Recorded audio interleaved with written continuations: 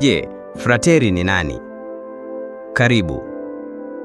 Mafundisho haya yameandaliwa na Frateri Bruno Mwala OSB. Kuna siku nilikuwa nimeongozana na padri ya kwenda kusali misa mahali fulani. Mwishoni mwa adhimisho tulipata nafasi ya kusalimia waumini na kujitambulisha. Padri alinipa nafasi ya kwanza ili niweze kujitambulisha na kusema neno. Nilijitambulisha jina langu kwa kuanza na jinsi ninavyoitwa. Naam, nilijitambulisha kwa kusema naitwa Frateri. Neno frateri lilibaki vichwani mwa wengi. Frateri ni nani? Labda walikuwa wanajiuliza swali hilo.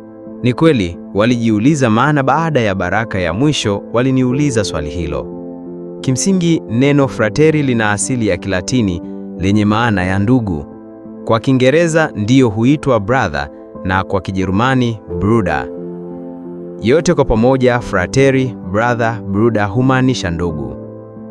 Basi kwa nafasi hii nitaeleza maana ya frateri kwa kuzingatia si maana ya kimonaki, yani kitawa, zaidi hasa kwa kuzingatia maana ya mseminari. Frateri kwa hiyo ni namna anavyoitwa kwa heshima yule ndugu anaelelewa kwa ajili ya kuwa kuhani baadaye.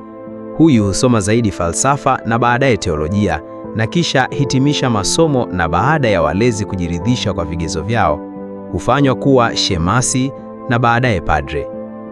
Kumbe ni hatua ya awali kabisa katika malezi ya kuendea daraja takatifu ya ukadre. Mara zote ufupisho wa frateri ni F.R.T. Ni tofauti kabisa na father ambaye kifupi chake ni Fu.Re.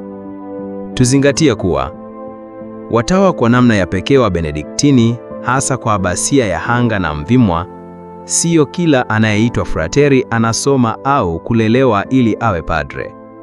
Wao wamechagua kutumia frateri na sio brother wala bruder kama namna yao ya kuitana. Kanuni ya Mtakatifu Benedikto inawaruhusu kuitana hivyo kwa heshima. Asante. Imeandaliwa na Frateri Bruno Mwala OSB. Asante sana Frateri Bruno Mwala OSB. Usiache kusubscribe chaneli yetu ya I Am Catholic Tanzania, kulike na kuweka ujumbe wako.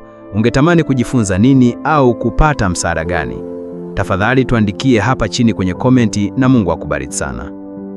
Amina.